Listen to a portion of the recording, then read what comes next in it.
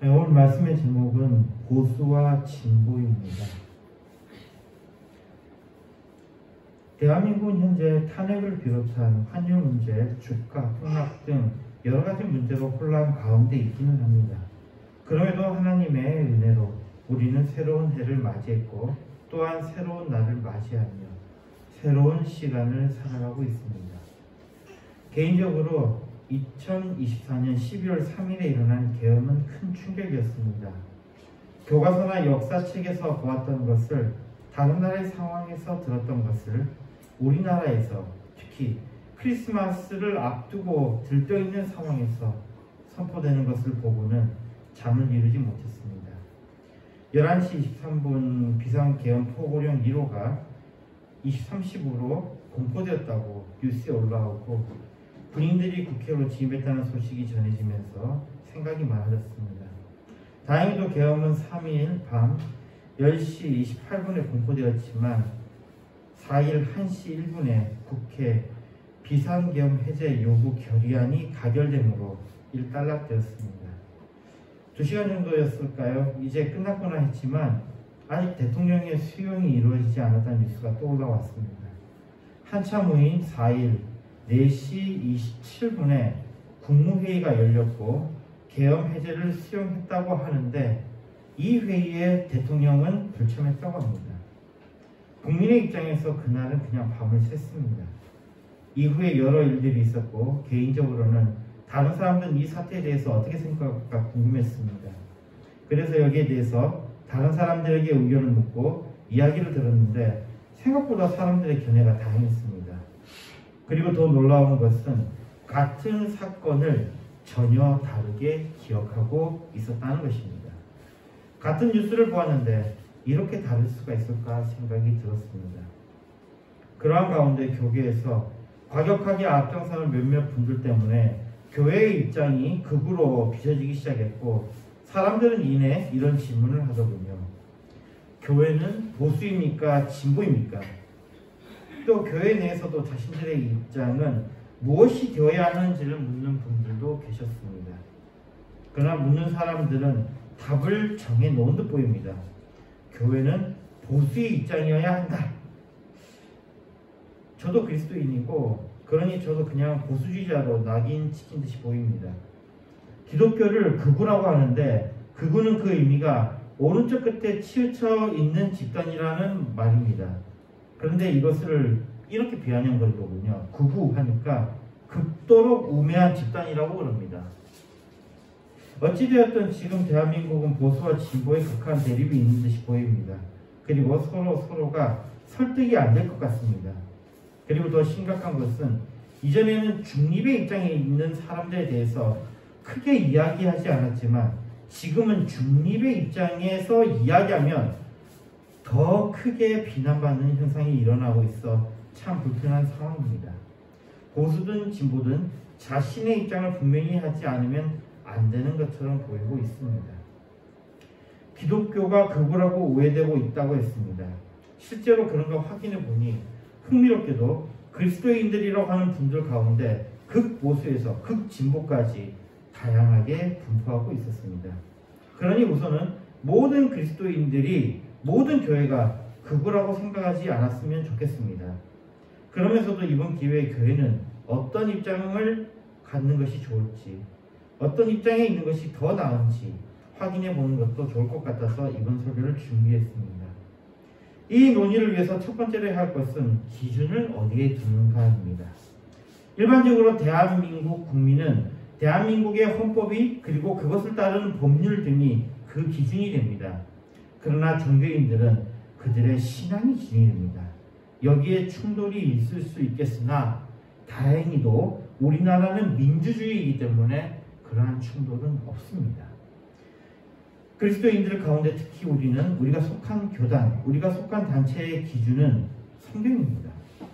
그리스도인이라고 하는 사람들 가운데 어떤 곳은 성경 외에 다른 것에 기준을 두기도 하고 심지어는 성경을 빼고 이야기하는 경우도 있습니다.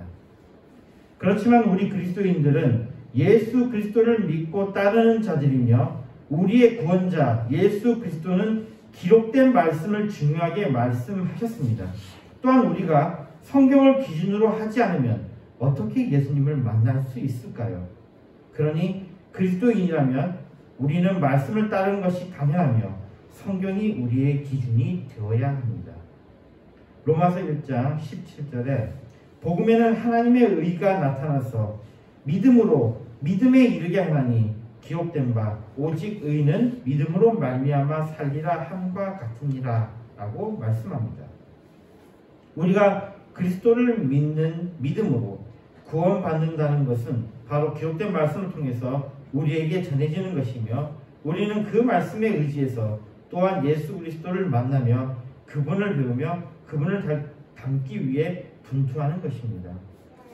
반면 성경을 중심으로 하지 않는 분들은 그들의 행동은 그냥 자신들의 마음대로 자신들이 좋을 대로 행하는 것이니 이것은 결론적으로 기준이 없는 것이기 때문에 우리가 옳고 그름에 대해서 다룰 필요가 전혀 없게 됩니다. 그러니 우리가 취해야 할 입장은 그 기준이 사람들의 이야기가 아니라 전통이 아니라 문화가 아니라 하나님의 말씀을 기준으로 해야 한다는 것을 먼저 말씀드립니다. 사람들과 이야기했던 것에서 각각의 주장에 대해서 반박하고 싶은 것들이 몇 개 있었습니다. 어떻게 보면 지금 이야기하는 것들은 성경과 관계없어 보이지만 이후에 이야기하는 주장은 기독교를 반대하며 성경을 부인하는 사람들이 주장하는 것들입니다. 이에 성경의 원리로 반박하려고 합니다. 성경의 원리의 가장 중요한 핵심은 바로 어떤 것을 성경을 통해서 확인해야 한다는 것입니다. 어떤 것인지 성경을 통해서 확인해야 한다는 것입니다. 말씀에서 옳은 것은 옳은 것이며 말씀에서 틀린 것은 틀린 것이라는 겁니다. 사람들의 주장입니다. 많이 있던 주장인데요. 이러더군요. 네가 뽑았으니까 따라야지 이겁니다.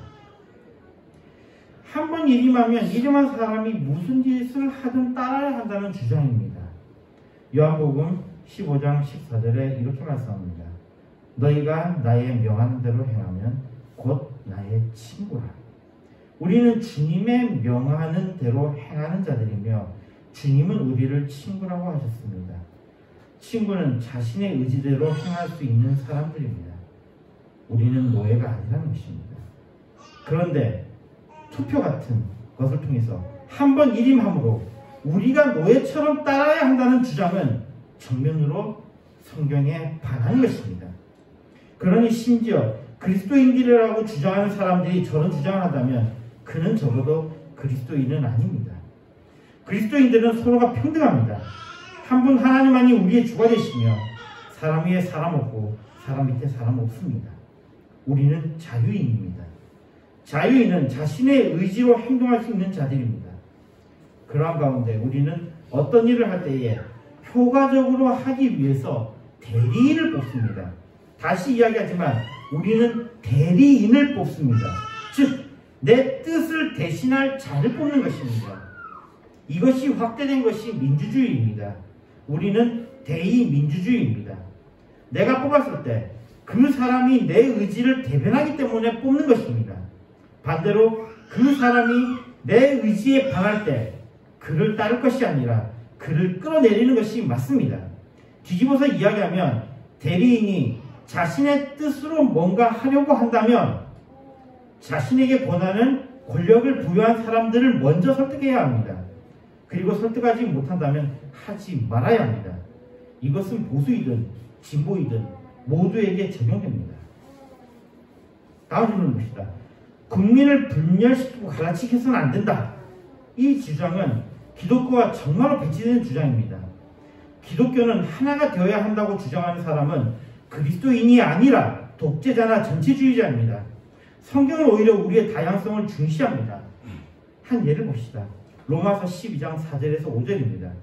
우리가 한 몸에 많은 지체를 가졌으나 모든 지체가 같은 직분을 가진 것이 아니니 이와 같이 우리 많은 사람이 그리스도 안에서 한 몸이 되어 서로 지체가 되었느니라. 한 몸인 교회는 머리 되시는 그리스도와 다양한 지체, 동일하지 않은 각각의 그리스도인들이 합력해서 선을 이루는 것입니다. 사람은 원래 다양하게 생각합니다. 저도 이번 기회에 정말로 같은 것에 대해서 다양한 생각을 가지는 것을 경험했습니다. 제가 철학을 연구하던 시절 우리끼리 하던 말이 있습니다. 철학의 경우 100명의 철학자가 있으면 100개의 철학이 있는 법이다. 이렇게 다양한 사람들의 생각으로 철학은 발전해 왔으며 다양한 의견은 우리를 더욱더 풍성하게 강하게 만들었습니다. 국민은 다양한 의견으로 갈라져야 합니다. 그러니 갈라치기는 안 된다는 것이 아니라 오히려 다양한 의견을 가진 사람들이 다양하게 공존해야 합니다. 그러나 이것이 서로 미워하고 공격하는 것으로 작동하게 하는 것이 아니라 그것으로 서로의 부족한 부분을 채우며 서로를 감싸는 것으로 작동하게 만들어야 합니다. 분열되는 것을 지적할 것이 아니라 다양한 것을 어떻게 조화롭게 할 것인가에 집중해야 합니다. 다른 것은 불법이란 말입니다. 문자 그대로 법을 어기는 것이 불법입니다. 불법이라고 말하고 싶으면 어떤 법에 위배했는지를 말해야 합니다. 단지 불법이라고 말하면서 얻을 수 있는 부정적인 뉘앙스로 상대방을 공격하는 것이라면 이것은 비논리적이고 야비한 것에 지나지 않습니다. 그리고 더 중요한 것은 법이 항상 옳지 않다는 것입니다. 그러니까 오히려 불법이 옳을 수도 있다는 것입니다. 소크라테스는 불법을 저지른 범법자로 사형을 당했습니다. 그러나 우리는 소크라테스를 범죄자로 기억하지 않습니다. 무고하게 죽임을 당했지만 위대한 사람으로 기억합니다. 오히려 나쁜 법도 있습니다. 그래서 오히려 법을 어길 때 더 아름답고 선한 것들이 있습니다. 좋은 예가 있지만 이건 좀 애매한 것입니다. 그래도 대한민국의 국민으로서 말할 수 있는 것이 일제시대의 독립운동은 불법이었습니다. 그런데 그때 불법을 저지르는 사람들을 우리는 정의로운 자라고 했습니다. 그래서 우리는 그들을 의사라고 부릅니다. 의로운 사람들, 의사라고 부릅니다. 무엇보다도 우리는 우리의 예수 그리스도께서 그 법에 의해서, 더 정확하게는 그 법을 악용하는 자들에 의해서 범죄자로 극적인 십자가에 달려 돌아가셨습니다. 여기서 우리가 다시 생각할 것은 합법인지 불법인지도 우리가 판단해서는 안 된다는 것입니다. 법을 지키지 말라는 이야기가 아닙니다. 그러나 우리의 판단은 법이 아니라 옳고 그른 것이 되어야 한다는 것입니다. 여기에 다른 이야기를 해야 할 것이 있습니다. 그렇다면 뭐가 옳은 것이며 무엇이 그른 것입니까? 일단 우리는 법 위에 우리의 선한 마음이 있습니다. 그 선한 마음, 양심은 어떤 불의한 일이 합법이라도 그것이 악한 일이라는 것을 우리로 알게 합니다. 이것은 우리 안에 있는 하나님을 알만한 것이 우리로 알려주는 것입니다. 또 다른 것은 도덕이라는 것이 우리가 판단하는 데 도움을 줍니다. 그러나 이것은 상대적인 모습을 보이기에 좀 불안한 감은 있습니다. 그래서 법과 같이 글로 기록된 것이 필요합니다. 우리 그리스도인들에게 있어서는 가장 좋은 것은, 그리고 가장 최고의 위치에 있는 것은 바로 하나님의 말씀입니다. 심지어 이것은 우리에게 글로 기록된 성경으로 주어져 있습니다. 안타까운 것은 많은 자칭 그리스도인들이 바른 판단을 하지 못한다는 것입니다. 그러한 현상의 원인은 생각보다 간단한 곳에 있었습니다. 바른 판단을 하지 못하는 사람들은 목사나 성직자들의 말만 들었지 성경을 읽지 않는다는 것입니다. 잠언 10장 21절에 말씀합니다. 의인의 입술은 여러 사람을 교육하나 미련한 자는 지식이 없으므로 죽느니라. 성경을 통해 지식을 얻는 지혜로운 우리가 되었으면 합니다. 또 이런 문장이 있습니다. 헌정사상 초유의 일이다. 이것을 좀 풀어서 이야기하면요, 우리가 헌법이 만들어진 게, 그러니까 1948년 이후에, 헌법이 만들어지고 나서 1948년 이후에 처음으로 일어난 일이다라는 문장을 헌정사상 초유라는 말로 쓰고 있습니다. 헌정사상 초유하니까 뭔가 대단해 보이는데 풀어보니까 별거 아니죠. 풀어보면 1948년 이후에 처음 일어나는 일이다라는 의미니까요. 별거 아닙니다. 사실 이것은 단순한 서술문에 지나지 않는 것입니다. 여기에 뭐 대단한 것이 있는 것도 아닙니다. 그런데 왜 이렇게 호들갑을 떨까요? 각자의 생법이 있기 때문입니다. 한쪽은 이렇게 큰일이다 라는 강조의 의도가 있고요. 다른 쪽은 감히 너희들이 앞에서 하지 않았던 것을 하다니 하면서 조심해야 하는 게 좋을 걸이라는 협박의 의도가 있습니다. 다시 말하지만 우리 인간이 하는 일은 그냥 있는 일입니다. 그리고 그것을 행하는 자도 특별한 자가 아니라 하나님 앞에 동일한 한 명의 인간에 지나지 않습니다. 전도서 1장 9절에 말씀합니다. 이미 있던 것이 후에 있겠고 이미 한 일을 후에 다시 할지라. 해 아래는 새 것이 없나니. 새로운 것도 없고 인간의 모든 행동은 어느 때이든지 동등하게 취급받아야 합니다. 잘못한 것에 대해서는 똑같이 처벌되어야 합니다. 높은 사람도 없고 낮은 사람도 없고 역사 속에 처음 있는 일도 아니며 누구도 특별하게 취급받아서도 안 되고 특별하게 혜택을 받아서도 안 됩니다. 우리는 항상 하나님 앞에서 겸손한 자세로 나아가야 할 뿐입니다. 반론은 이쯤에서 마무리하고 다른 이야기로 넘어갑시다. 인간은 잘못된 선택을 합니다.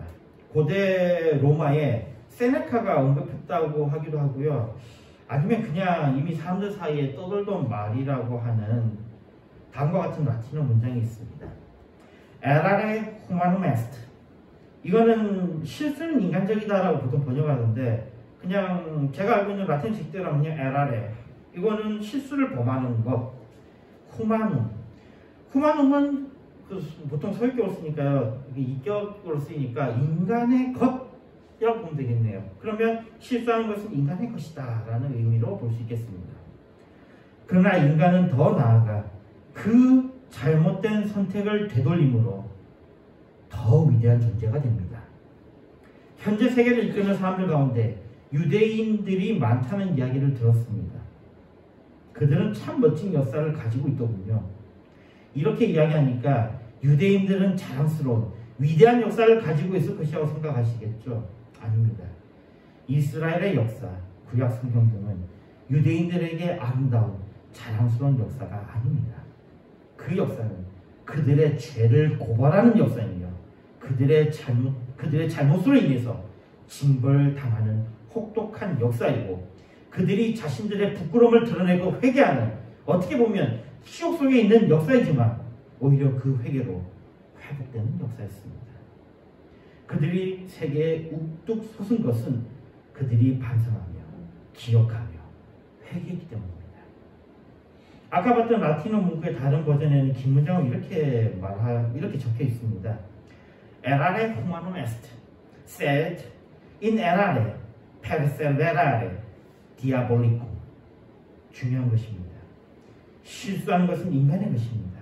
그러나 실수 안에 고집스럽게 머무르는 것은 디아볼리쿰, 악마의 것이랍니다. 계속 실수 가운데 머물려고 하는 것은 그것은 바로 악마의 것이랍니다. 인간의 가장 큰 실수는 부끄러운 인간을 미화해서 자랑스럽고 아름다운 역사로 포장하는 것입니다. 이것은 악마의 것입니다. 우리에게 자랑의 역사보다 우리의 치부를 드러내고 반성하는 것이 더 필요합니다. 부끄러움의 역사, 반성의 역사는 우리를 더 건강하게 하며 강하게 만들 것입니다. 우리는 실수를 배우고 이것을 딛고 일어서야 합니다. 그것이 우리를 살게 할 것이며 더 나아가 우리를 우뚝 솟게 할 것입니다. 그러면서도 겸손하게 함으로 우리를 더 강하고 위대하게 할 것입니다. 반대로 인간을 잘못된 길로 계속 가게 만드는 것은 무엇일까요? 첫 번째로 볼 것은 논리입니다. 논리는 교만의 도구입니다. 논리는 생각의 우위를 만들어내기 때문에 논리적이라는 것은 이런 칭찬은 인간을 우쭐하게 만듭니다. 논리를 이루는 요소 가운데 중요한 것 중 하나는 일관성입니다. 그런데 자신의 잘못을 인정하는 것은 일관성을 해치는 것이 되고 결론적으로 잘못된 논리를 인정하는 것이 되어버리는 것이 됩니다. 그 결과는 당연히 수치심이죠. 그래서 그 수치심 때문에 사람들은 잘못된 길을 계속 걸어간다는 것입니다. 자신의 잘못을 인정하지 않는다는 것입니다. 두 번째로 볼 것은 관성입니다. 관성은 하던 것을 계속 하려는 것입니다. 하던 것을 계속할 때는 우리 몸은 상당히 효율적으로 작동합니다. 그래서 많은 에너지를 들이지 않아도 됩니다. 인간은 게으른 존재입니다. 그래서 하던 대로 하려고 합니다. 이것은 잘못된 것을 바로잡지 아니라는 모습으로 나타납니다. 그러나 잠언 6장 6절에 이렇게 말씀합니다. 게으른 자여 개미에게로 가서 그 하는 것을 보고 지혜를 얻으라. 성경은 게으른 자를 경계합니다. 세 번째 볼 것은 집단입니다. 피어 프레서라는 말을 들어보셨습니까? 동료 집단 압박이라고 번역이 됩니다. 딱히 다른 사람들이 행동을 강요하지 않아도 소속된 집단의 사람들이 거의 다 같은 행동을 하면 그 행동을 따라하게 됩니다. 단체의 압력을 느끼는 것이죠. 잘못된 집단 안에 있으면 그 잘못된 것을 따라가게 됩니다. 거기다 요즘은 이것이 좀 더 적극적으로 이루어져서 동조하지 않으면 집단이 개인을 따돌리기까지 합니다. 따돌리면 사회적 죽음을 의미합니다. 그런 집단에서 벗어나면 되지 않냐고 하지만 생각보다 벗어나기 어렵습니다. 무엇보다도 큰 장벽은 언어입니다. 바벨의 힘, 바벨의 저주입니다. 적어도 다른 언어를 쓰는 집단으로 도망가기는 어렵습니다. 이것은 나라의 문제도 있고요. 또는 세대 간의 문제도 있고 계급의 문제도 있는 것입니다. 이 서로 간에 다른 언어를 쓰니까요. 다양한 스펙트럼으로 나타납니다. 그러니 같은 언어를 쓰는 집단의 암묵적인 룰은 인간을 순순히 따르게 만듭니다. 그 다음으로 그것은 관습입니다. 관습은 관성과 비슷한 것입니다. 해왔던 것을 계속하는 것입니다. 집단으로 해왔던 것은 적어도 그 집단에서 받아들여지는 것이기에 그것이 나쁜 것이라고도 그대로 하는 것이 편안한 것입니다. 그리고 나쁜 짓이 관성을 통해서 정당화되기도 합니다. 오히려 선한 마음으로 바르게 잡으려고 하면 이내 집단은 그것을 집중하고 그것을 하지 못하게 막습니다. 그것을 어떻게 깨겠습니까? 그러나 사실 바른 태도는 틀린 것은 틀린 것이기에 오히려 관행이 있다면 그것을 징벌하고 바른 길로 돌아가야 할 것입니다. 그럼에도 정말 아쉬운 것은 현실은 그렇지 못하다는 것입니다. 여러 가지를 이야기하면서 오늘 질문에 대한 것은 어느 정도 이야기했습니다. 이제 본격적으로 오늘의 질문에 답을 해보겠습니다. 우리는 보수일까요? 진보일까요? 우리는 보수여야 되나요? 진보여야 되나요? 우리는 대한예수교 장로교 소속이며 장로교는 칼빈주의를 따르고 그래서 개혁주의를 따릅니다. 교회 운영 방식은 스코틀랜드 장로교에서 그 모델을 찾을 수 있습니다. 당회라는 장로들의 모임이 교회 운영에 관여하게 하므로 대의민주주의의 모델이 됩니다. 어떤 사람은 교회에 민주주의를 적용했다고 주장하는데 사실은 민주주의가 등장하고 이것을 채택한 것이 아니라 교회가 먼저이며 민주주의는 그 뒤에 나온 부산물입니다. 이것에 대해서 기회가 있으면 다시 다뤄보겠습니다. 우리의 입장은 여기서 정할 수 있습니다. 칼빈주의이기 때문에 진보적입니다. 개혁주의이기 때문에 보수적입니다. 그래도 한쪽으로 성격을 굳이 밝히라고 강요한다면 장로교는 보수에 가깝습니다. 그러나 예수님은 소위 보수 쪽 사람들에 의해서 십자가에 달리셨습니다. 그러니 우리가 소위 보수라고 줄 서는 것은 아닌 것 같습니다. 소위 보수와 보수는 차이가 있습니다. 무엇보다 기준이 달랐습니다. 우리는 보수, 즉 지키는 입장에 가깝지만 우리의 기준은 세상의 법이 아니라 세상의 전통이 아니라 세상의 문화가 아니라 하나님의 말씀, 성경입니다. 우리의 기준은 성경입니다. 그리고 성경의 가르침을 따르기 위해서 고심한 결과가 장로교이며 또한 민주주의 형태로 나온 것입니다. 디모데후서 3장 14절 17절에 말씀합니다. 그러나 너는 배우고 확실한 일에 거하라. 내가 네게서 배운 것을 알며 또 내가 어려서부터 성경을 알았나니 성경은 능히 너로 하여금 그리스도 예수 안에 있는 믿음으로 말미암아 구원에 이르는 지혜가 있게 합니다. 모든 성경은 하나님의 감동으로 된 것으로 교훈과 책망과 바르게 함과 의로 교육하기에 유익하니 이는 하나님의 사람으로 온전케 하며 모든 선한 일을 행하기에 온전케 하려 함입니다. 말씀과 같이 성경은 우리가 행할 바른 것을 알려주며 우리에게 선을 독려하며 심지어는 우리의 구원의 지혜가 담겨 있는 것입니다. 우리는 바로 이 말씀, 성경의 기초에서 판단하며 행동합니다. 그리스도인들은, 교회는 보수단체의 룰을 따르는 것이 아니라 하나님의 법을 따릅니다. 그래서 보수의 이적인 법과 태도, 보수의 탐욕, 보수의 거짓이 있을 때 그것을 개혁해 왔던 것이 그리스도인들이며 장로교였습니다. 그리고 우리는 무엇보다도 이것을 따릅니다. 그들의 사상과 그들의 행동 등이 아니라 그들의 믿음을 따른 것입니다. 고린도전서 11장 1절에 내가 그리스도를 본받은 자 된 것 같이 너희는 나를 본받는 자 되라고 말씀합니다. 바울은 자신의 믿음을 따를 것을 권하는데 자신이 그리스도를 본받은 자 된 것 같이 자신을 본받을 것을 말씀하셨습니다. 더 많은 그리스도인들이 참 그리스도인이 되기를 바랍니다. 목사에 선동되는 것이 아니라, 정치에 선동되는 것이 아니라, 문화에 선동되는 것이 아니라, 문학에 선동되는 것이 아니라 오직 그리스도를 본받는 자가 되기를 바랍니다. 그러기에 결론적으로 우리 그리스도인들은 보수주의자입니다. 하나님의 말씀을 지키는 보수주의자입니다. 그러면서 우리 그리스도인들은 진보주의자입니다. 하나님의 말씀을 반하는 정치 세력들, 경제 세력들, 사상가 등등, 심지어는 교회 지도자까지도 반대하며 변화를 위해서 나아가는 진보주의자입니다. 이것은 다시 말하면 그리스도인들은 보수주의자도 진보주의자도 아닙니다. 하나님의 말씀을 사모하며 기도하며 옳은 것을 분별하고 하나님의 공의를 선포하며 지킬 것은 지키고 버릴 것은 버리며 고칠 것은 개혁하는 사람들입니다. 그리스도인들은 말씀을 지키며 세상을 전체로 변화시켜 나가는, 인간의 실수를 인정하기에 그 실수를 통해서 돌이키며 회개함으로 변화시키는 개혁주의자들입니다. 말씀을 통해서 주님을 알아가는 지식을 더하며, 말씀을 통해서 우리가 죄인임을 알고 회개하며, 말씀을 통해서 하나님의 뜻을 알고 기도하며, 말씀을 통해서 하나님을 사랑하며 이웃을 사랑하는 우리의 강한 의지를 다지며, 말씀을 통해서 주님의 사랑을 전하는 선한 행동을 하는 개혁주의자입니다. 그리스도인이 사는 유일한 길은 믿음입니다.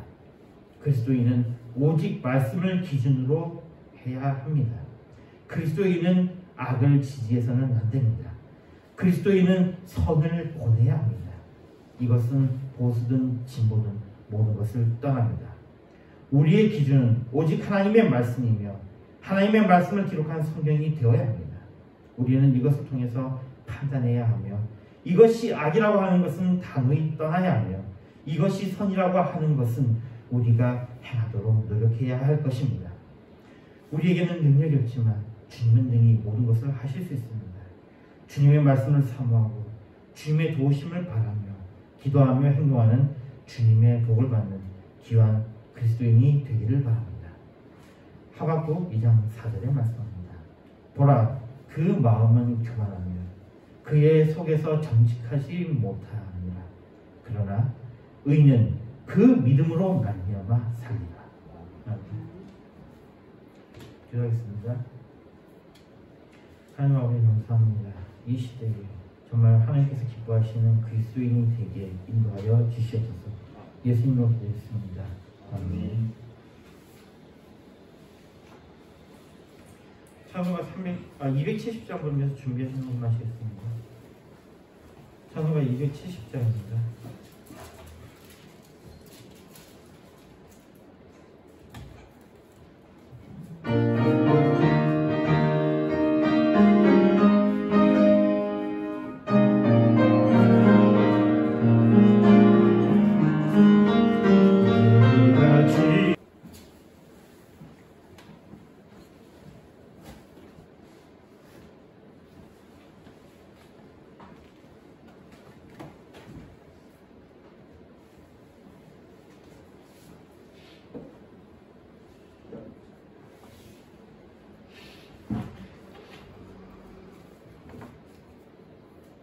있습니다. 11조 최민경 11조 최영은 감상금 감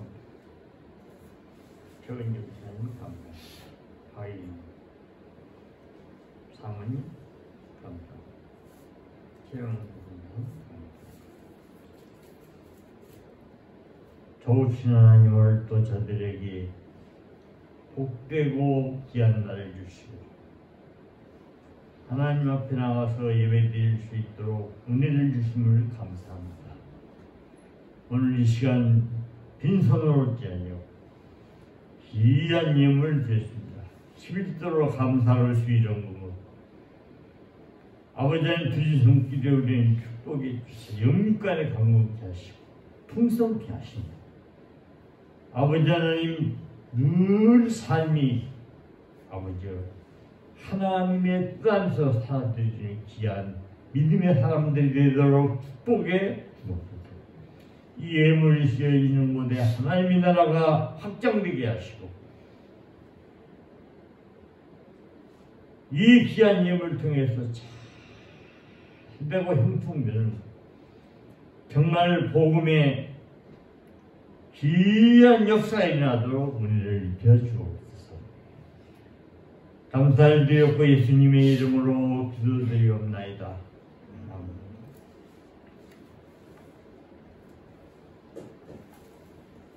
찬송가 3장입니다.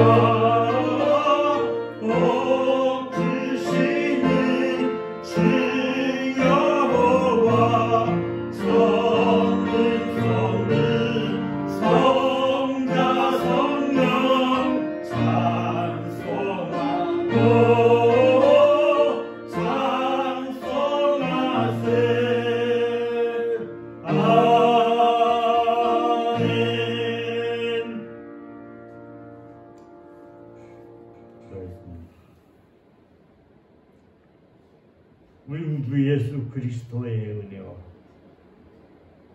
크신 하나님의 사랑과 성령님의 교통하심 오늘 예배 드린 사랑하는 모형께 사랑하는 성도들 머리 위에 가정 위에 하는 일에 전 세계 예수의 이름으로 예배한 모든 성도들 머리 위에 가정 위에 하는 일에 앞으로 전도받아서 구원받을 자들 머리 위에와 가정 위에와 하는 일에 특별히 이 대한민국에 이제부터 영원토록 항상 함께 있을지어다. 아멘.